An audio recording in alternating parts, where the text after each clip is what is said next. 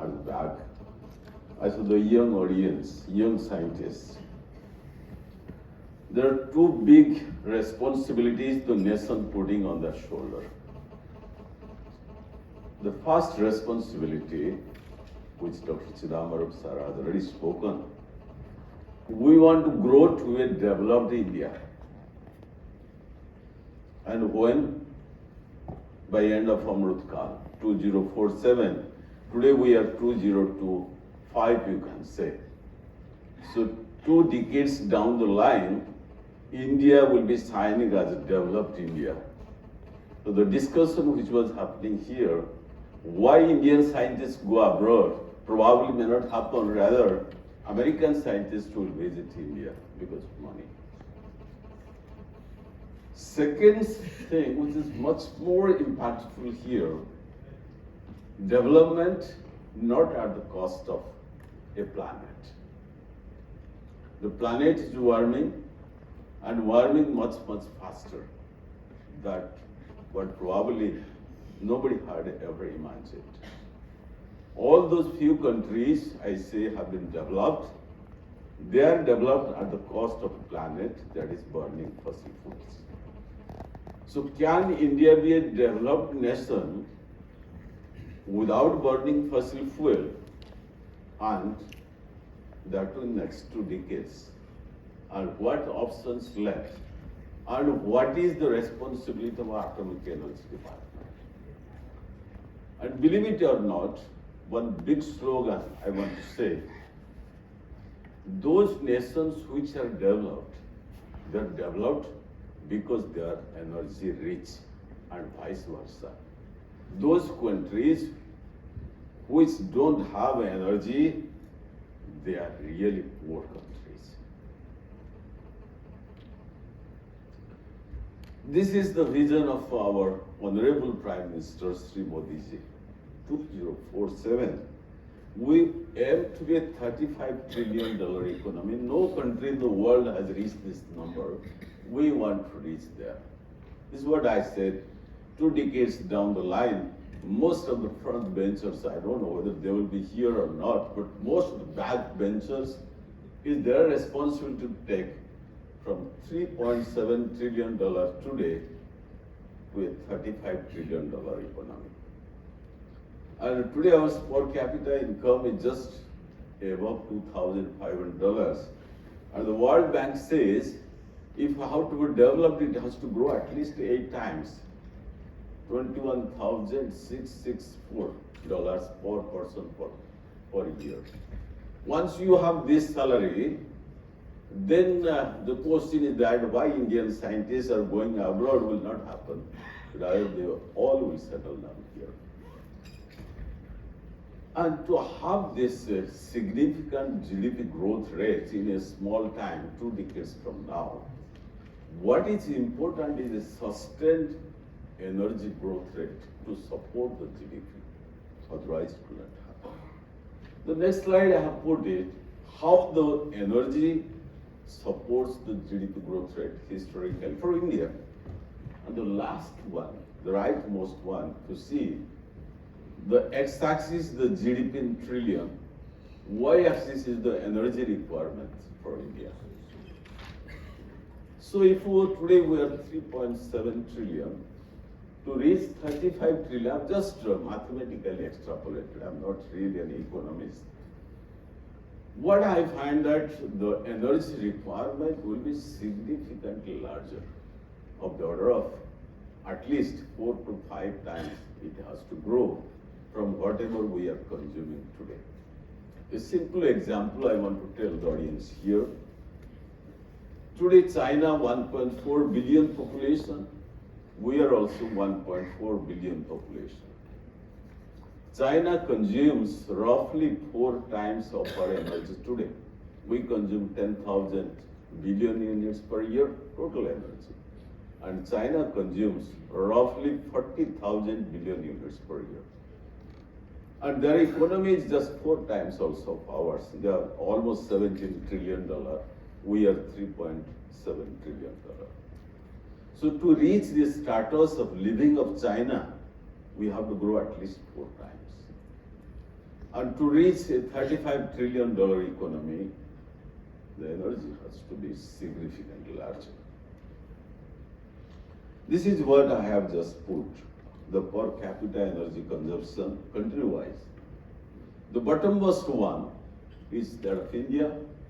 China is 4 times, UK is also 4 times, all other developed countries, 11 times, 20 times, and so on.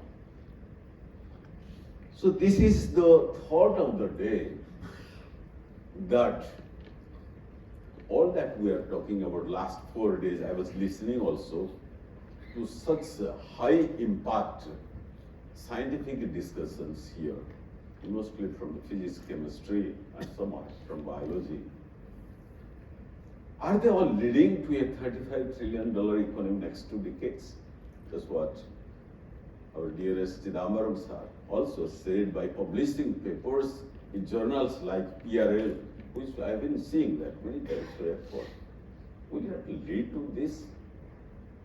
If not, what is the roadmap for us? This is really the thought of the day.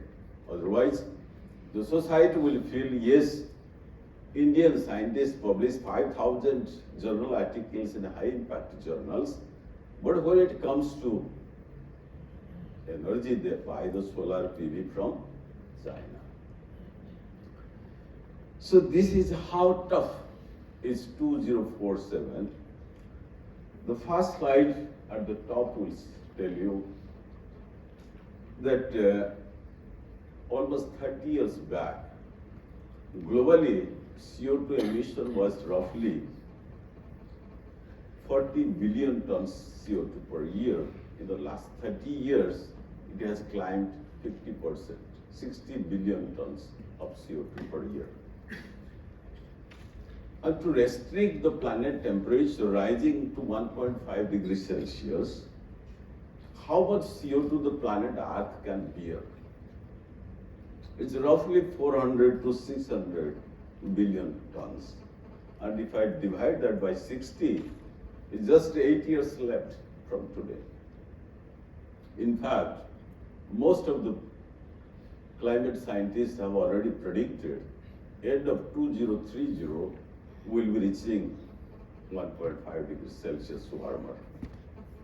And to reach a 2 degrees Celsius limit, the CO2 budget for Mother Earth is 1160 to 1350 billion tons. And if I divide that by 60, it's just 220 years left. That's what I say to the people down the line, that 2047, you are going to cross the 2 degrees Celsius limit. 2047, you have to make India a developed India to $35 trillion economy. And also 2047, India's population is going to peak. Today we are 1.4 billion. It will reach something like close to 1.7 billion by mid of this century. So this biggest responsibility is going to the next generation who is sitting here and who are studying in the school. So 2 things, if you look at the right 2 slides, to restrict the 2 degrees Celsius limit, the International Energy Agency says you should not emit 11 grams of CO2 for 1 unit of electricity.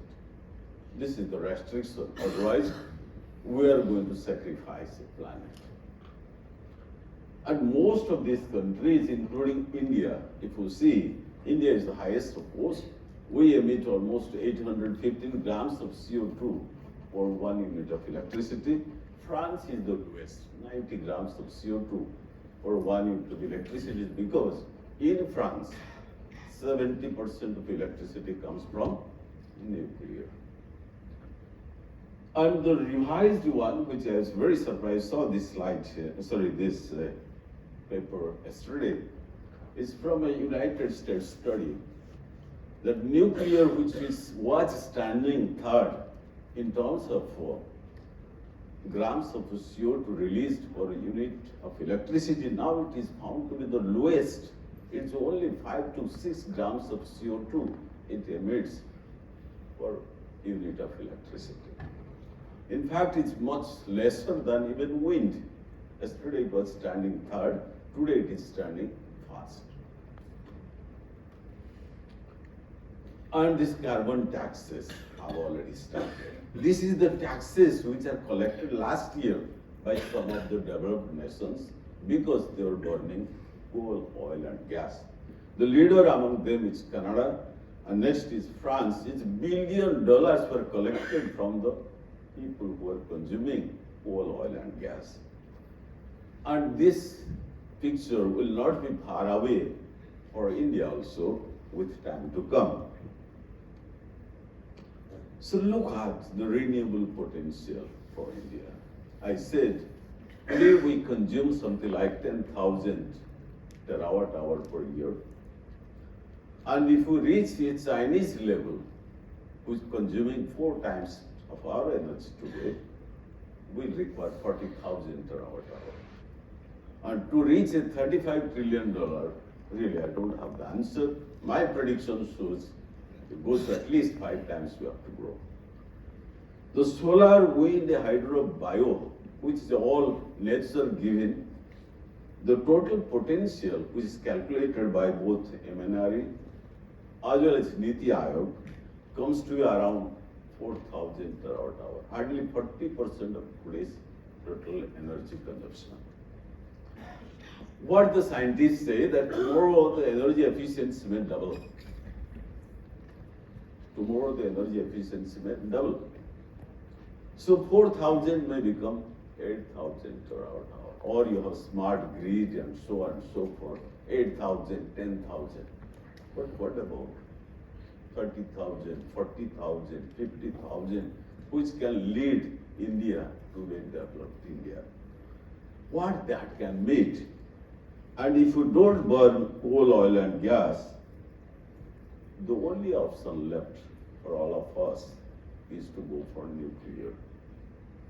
And if we heard about the presentations both from NPCL as well as probably from Kalpakam, I did attend that one, the numbers that is projected is too small. It is really a meaningless number. That is what the country is today really worried about. So small as compared to the huge energy requirement. So we have to really find a roadmap, implementation strategy, and accomplishments in such a small time frame.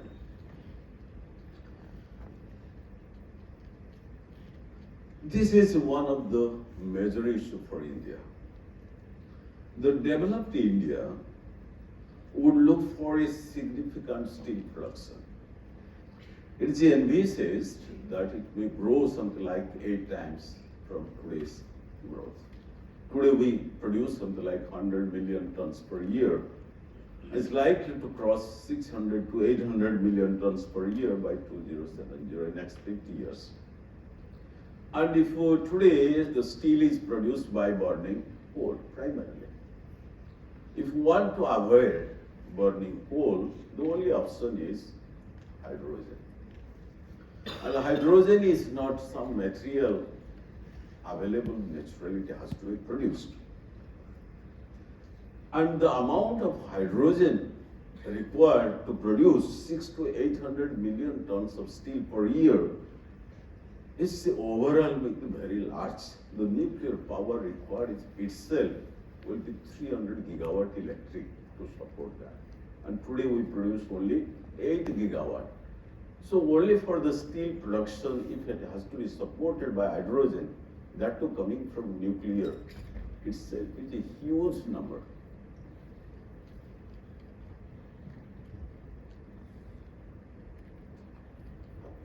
Look at the different industries which are looking into the nuclear services, I would say. It depends on the temperatures. There are chemical industries, metallurgical industries, cement industries, even there are paper pulp industries. So many industries, advantage is that for nuclear, they require temperatures over long range. Some require temperature as low as 200 degrees Celsius to something like 1,200 degrees Celsius.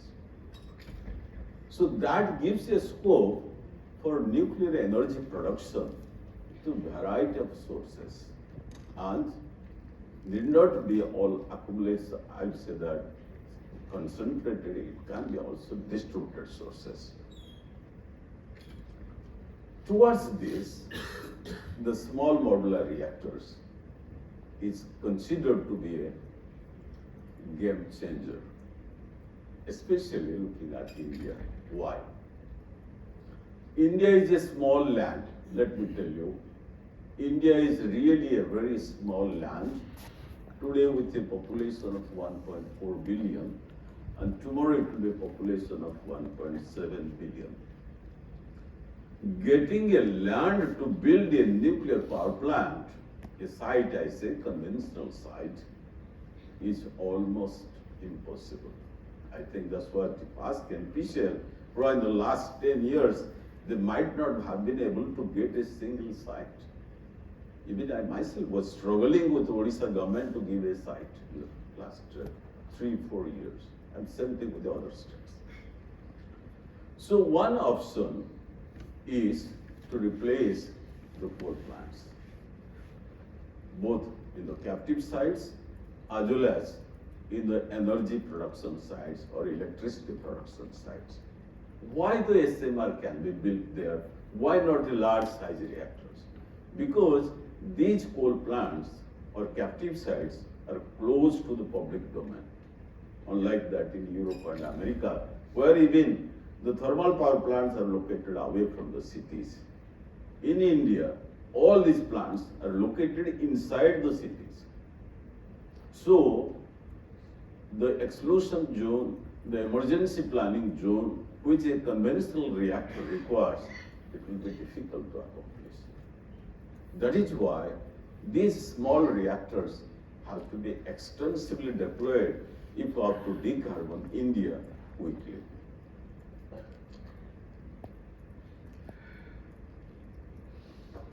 There are many factors which really favors the small modular reactors to find the place. Most important, as I said, getting a site, land to build a nuclear power plant is already available.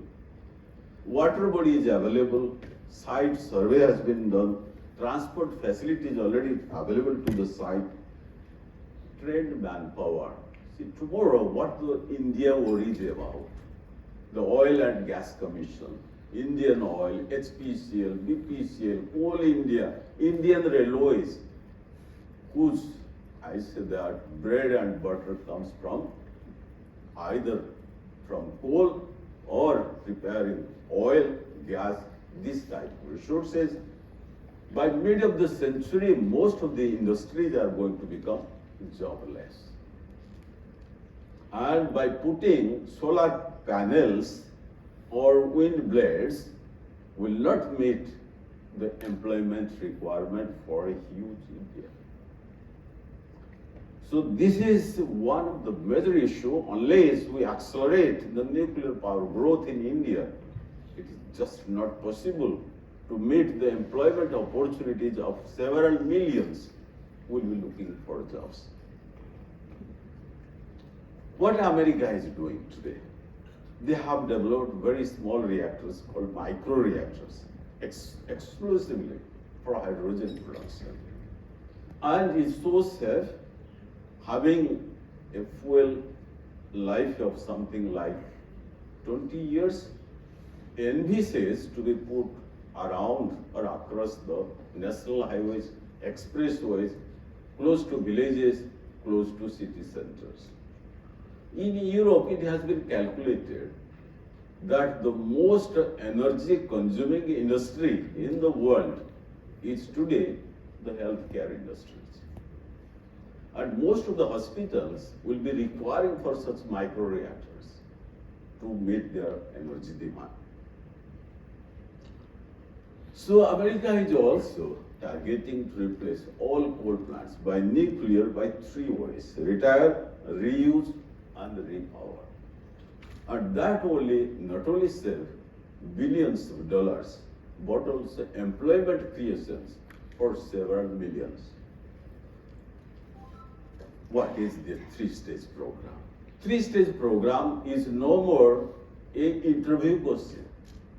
Three-stage program has come very quickly to be implemented really in field. That's what I thought. There will be plenty of talks in this seminar how and we are going to implement the three-stage program.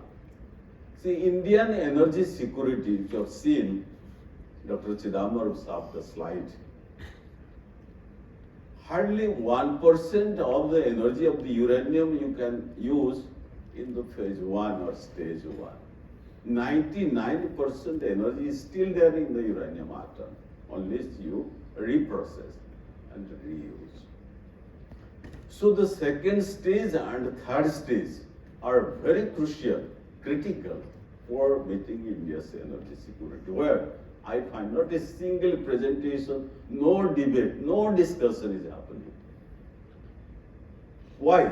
The second stage and third stage, if you just combine, probably half of India's energy security they can give only with domestic uranium and thorium. You don't have to import any fuel. And that may take India to almost, at least I have said, to the level of China's energy requirement. So a lot of work has to happen, especially what the language with Dr. Chidambaram said, directed basic research. What do you mean by directed? Directed means you are trying to address the energy security of a nation. So if that doesn't happen, we have to again approach countries like what we got our stage 1 technologies. Let me put a little bit bluntly, but it is the great visionary Dr. Bhabha. He got the heavy water reactor technology. That's why you could climb today. And if you don't develop the stage 2 and stage 3 technologies today, we have to again look at the border.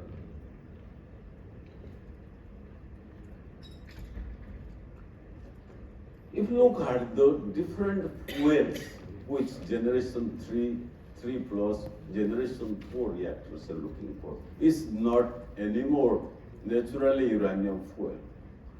There could be low enriched uranium, high acid low enriched uranium, even halluthorium, and different types of fuel which people are talking about. And each fuel has its own technological challenges, scientific unknowns. And I believe that much more work has to be done by Department of Atomic Energy. Because except the light water reactor, if you look at the gas-cooled reactor, liquid metal reactor, molten salt reactor, the challenges are both with regard to fuel, material, corrosion. A lot of scientific investigations have to be done in order to establish really we can build a reactor with these materials. Today we have only one fuel fabricator in India, that is nuclear fuel complex. They have established definitely the natural uranium-based fuel fabrication. But what we are talking about is much different options. We are talking about the enriched uranium, plutonium, uranium-based fuels, plutonium, thorium-based fuels, thorium, uranium, 233-based fuels, and so many I will say combinations. So it is not only the R&D which is required for each type of fuel, but we need to have commercial setups to fabricate these fuels and supply if we have to meet several hundreds of gigawatts from nuclear. Reprocessing. Today we have mastered the reprocessing of spent fuel of natural uranium. But much more has to be happened, especially when you go to different fuel cycles. that is enriched uranium, plutonium uranium based, plutonium thorium based, thorium uranium 233 based, and much more difficulties are going to come, especially when you talk about HALEU type of fuel, molten salt, triso-coated fuel. These science, technology are yet to happen. And what time frame we are talking about is not 50 years down the line, it's next 2 decades. The thorium fuel, as you know, is a fertile one. It needs definitely someone to drive, either a fissile content or an accelerator. Most of the accelerator discussions that happened here, there is no presentation. I didn't know why, that when and how it can really drive a thorium fuel, and then how. It's happening across the border, without naming the countries who are working for India. That India has a lot of thorium, we must develop the accelerator to drive this thorium, produce more uranium-233 in a breeder concept. And they're approaching government of India that use our technologies. And believe it or not, very less work is happening on Indian soil, especially amongst the DAE setups on this work.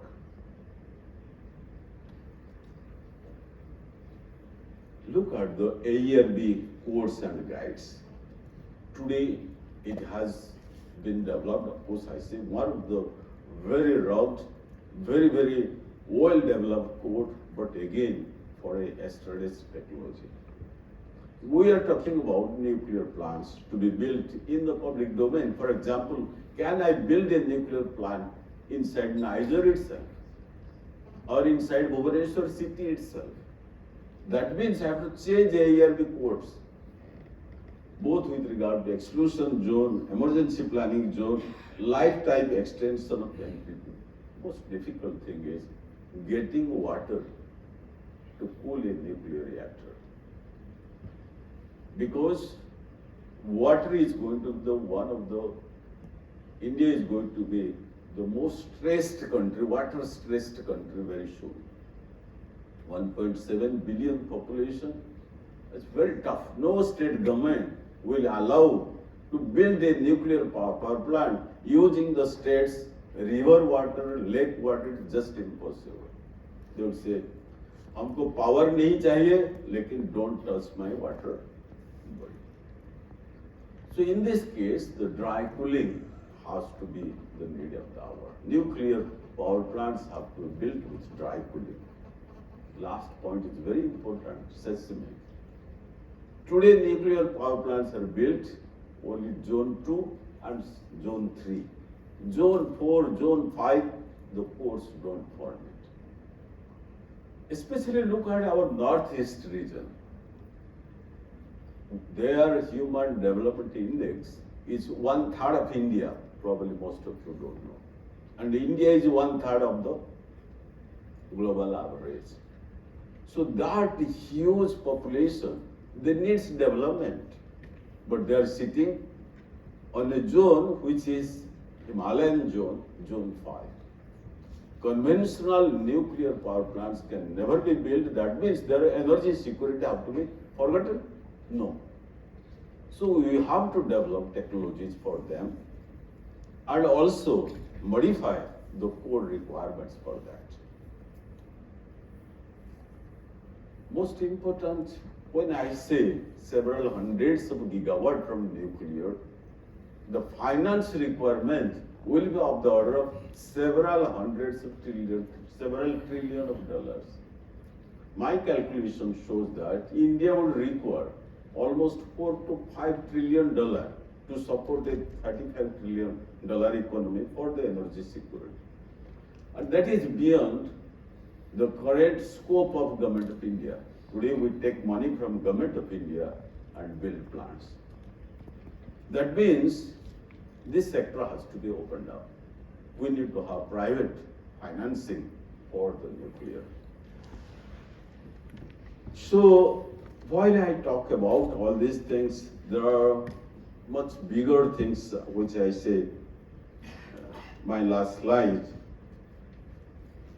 is, sorry, anyway, I'm going to speak a little bit later about that. Atomic Energy Act.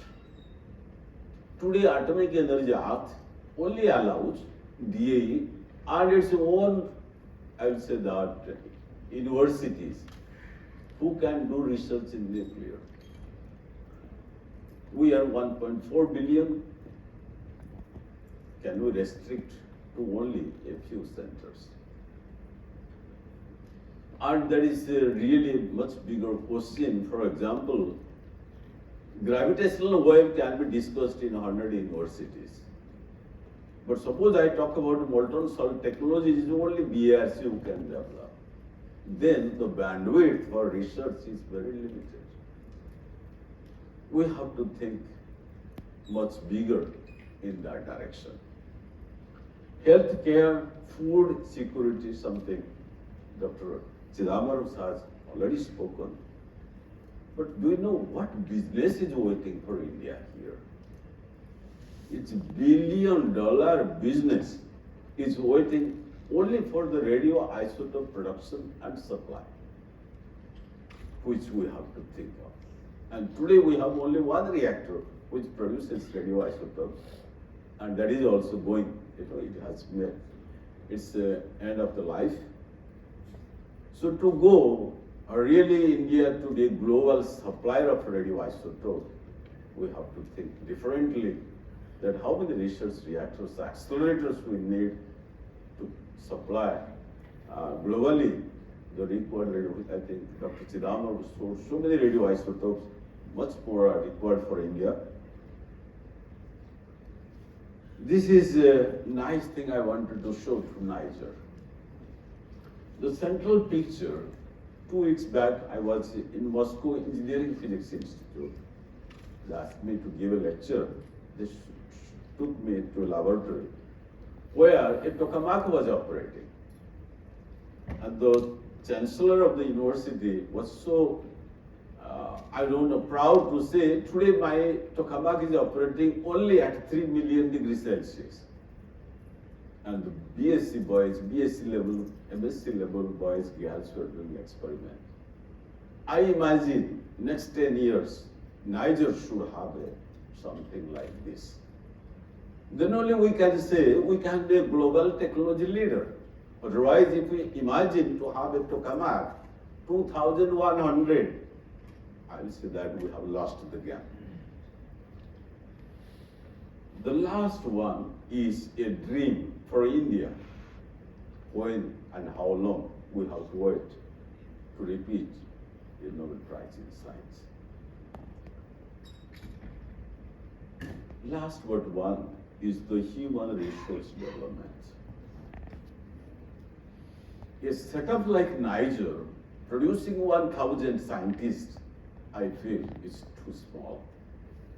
Can you not have 30,000 scientific people working in these premises? 30,000 brains working here, not 1,000. Why limiting so? Because the industry requirement for nuclear will be too large sooner or later. Suppose we are really going to reach a $35 trillion economy, and that too, much part is coming from nuclear. Every family will have to have a nuclear engineer or nuclear scientist. So I believe the current infrastructure is too good, but what we harvest is too small. This we have to really look into. This already I have spoken.